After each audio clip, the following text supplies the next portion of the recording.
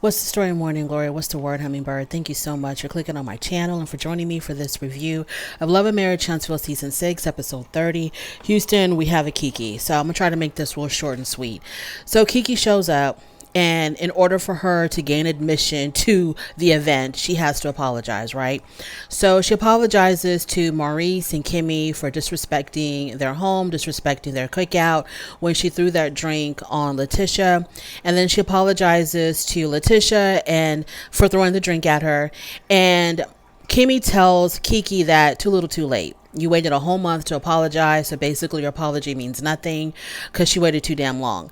If it was me, I don't think I would have minded as much, because if anybody should be upset about her apologizing too late, it would have been Letitia. But Letitia didn't care about the apology at all. But if it was me, I would not have minded if it had taken a month, as long as she did apologize. Now, we all know that the reason why she's even apologizing is because she wants to be a part of the festivities.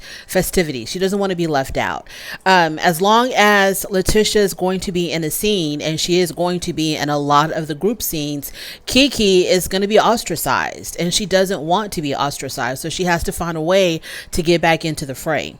So Kimmy tells her, you waited too long, and Letitia accepts the apology, but she ended up walking out.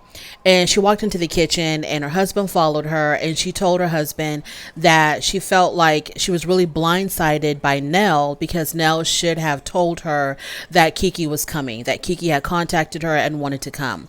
And she's also feeling betrayed by Melody, because Nell had put Melody's name into all of this when she had said to the group that, I talked to Melody and I talked to Kiki and I made the decision that it was okay for Kiki to come. So she kind of implied that Melody had something to do with Kiki showing up in Houston. So at some point, Melody talks to both Marceau and Letitia, and she tells them that I had nothing to do with her coming here. I did not ask her to come here.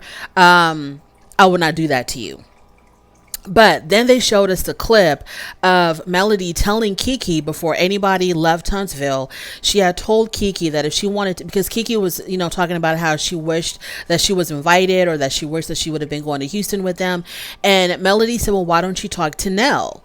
So even though Melody did not specifically invite Kiki, I felt like, Melody had something to do with Kiki coming to Houston, because she told her, why don't you talk to Nell about it? And Kiki never would have made that call, I don't think, if Melody didn't put that battery in her back. Now, I'm not saying that Melody is 100% culpable of all of this, but she had a little bit of something to do with it, even though it was actually Nell that, formally invited her over. Okay, fine. So, moving on from there, I don't want to spend too much time on this, y'all, because in the middle of talking about Kiki and, blindsiding Letitia and all this other stuff, I don't know how it turned into the Melody and Martell hour, because Martell injected himself into this whole Kiki situation, and he turned everything on him because he has to be the center of attention. When nobody's looking at him or talking to him, he has to direct the attention back to him. And so he starts bringing up him and Melody's marriage. I don't know exactly how we got to this point, but somehow or another, here we are.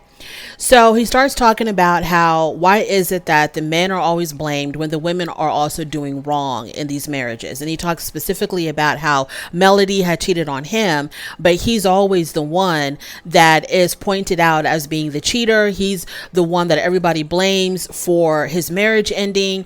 And he's like, Melody had a lot to do with this as well. She's not innocent because she cheated on me. But y'all never ask her that. Y'all never go to her and say, Melody, you cheated on your husband too. Nobody ever does that. It's always Martell and Martell and Martell.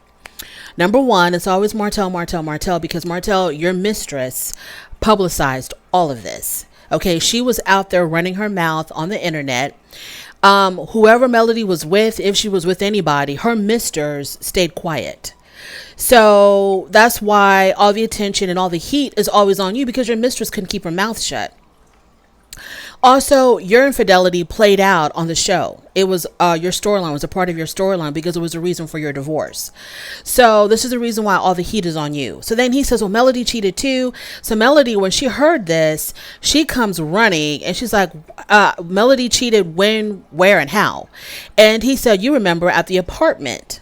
So he's giving a very specific event, right? He says, remember at the apartment.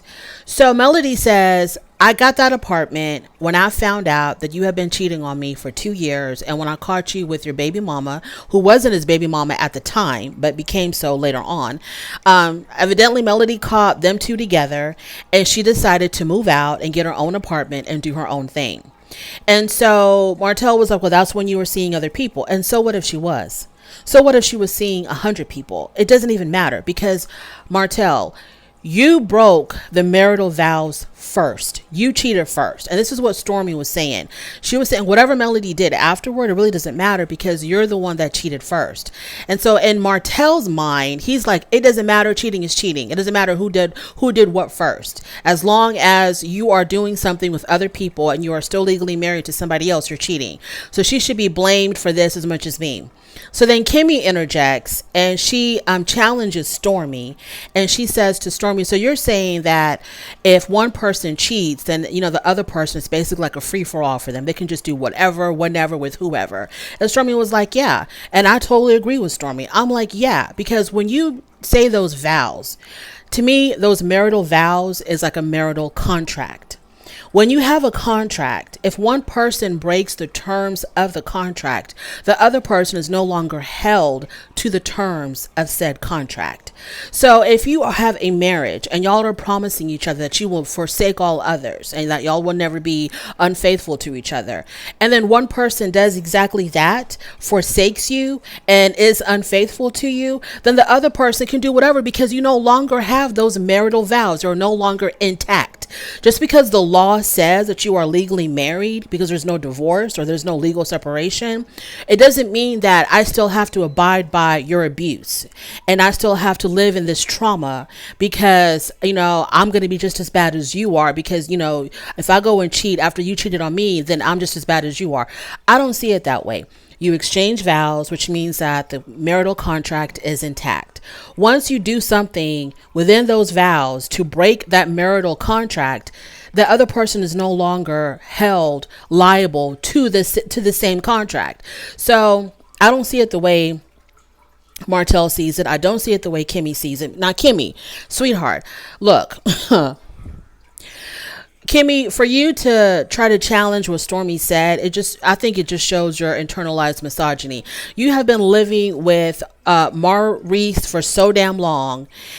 You're beginning to think like him, which is very scary and it's frightful because I don't see how you can support the things that Martell is saying when he was the one that stepped on his marriage first and Melody was reacting to his infidelity. So what did y'all want Melody to do? Kimmy, what did you want Melody to do? You wanted Melody just to sit at home waiting for Martell to get all of the cheating out of his system, to go and sleep with all of Huntsville, have about, 35 different babies from 35 different baby mamas. And then when he was done with all of that, then he's ready to be a husband. She should just accept him with open arms as she's been waiting for him, faithfully at home, for him to come back and resume his husbandly role. Like, I don't know what you expected Melody to do. Melody had every right to move out of that home, get her own apartment for her own peace of mind and probably for her own safety. And if she happened to meet somebody and something, went down with somebody else, what's wrong with that? What is she supposed to do? Stay faithful to a cheater? Like, are you serious? Okay, so then Martell, he asks Nell Fletcher. He says to her, so how long were you and Fletcher separated? And Nell Fletcher said 18 to 24 months. And then Martell says, so that whole entire time you weren't seeing somebody else? Okay, first of all,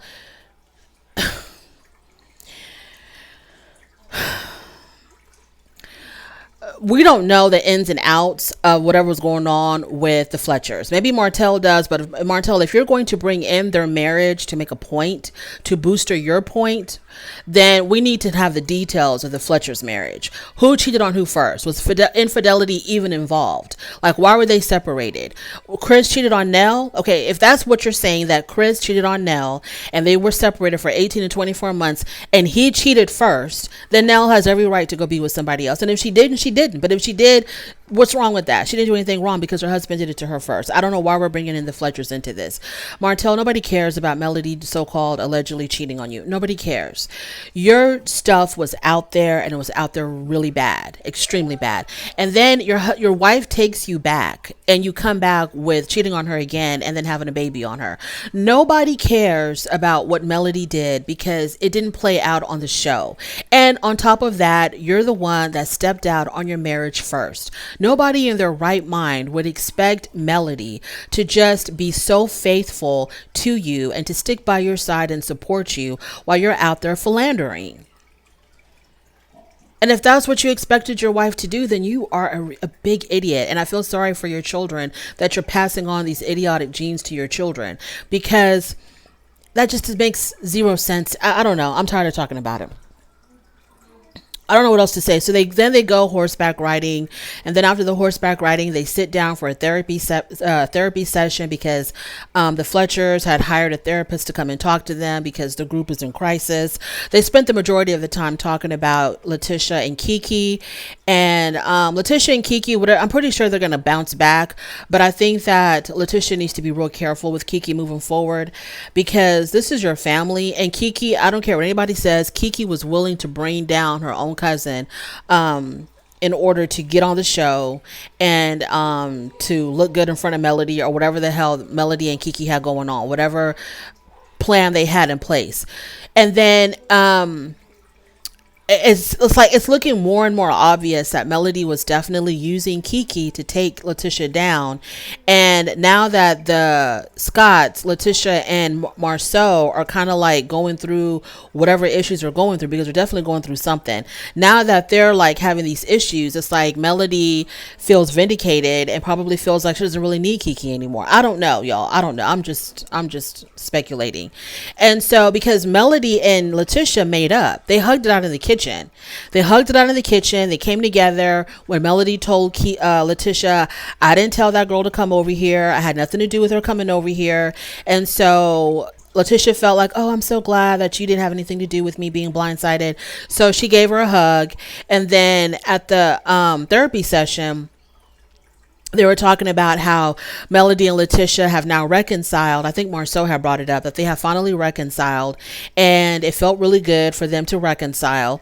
And then Nell had said, well, what brought them to this reconciliation is the fact that, that enough time had gone by, and now they realize that, whatever, their friendship is important. They can't hang on to old beefs or whatever. So they kiss and they make up. Wonderful. So now where does this leave Kiki? Because I do believe that Kiki came on this show. Her being on the show has a lot to do with Melody. And I think she came on the show for a purpose, which was to expose Marceau and to try to ruin Marceau and Letitia's marriage. I think that's why she was brought on the show. But now that I don't know what's going on. I just don't know where Kiki stands now that Melody and Letitia have reconciled.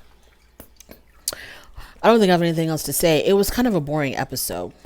So, yeah, it is what it is. But Martell, you constantly bringing up Melody cheating, it's falling on deaf ears. I don't think anybody cares about Melody cheating on you. If you didn't want her to cheat on you, and you shouldn't. I'm tired of talking about it. Y'all, I'm so sick and tired of talking about Martell. Thank you so much for joining me. I really do appreciate it. On your way out, please don't forget to rate the video.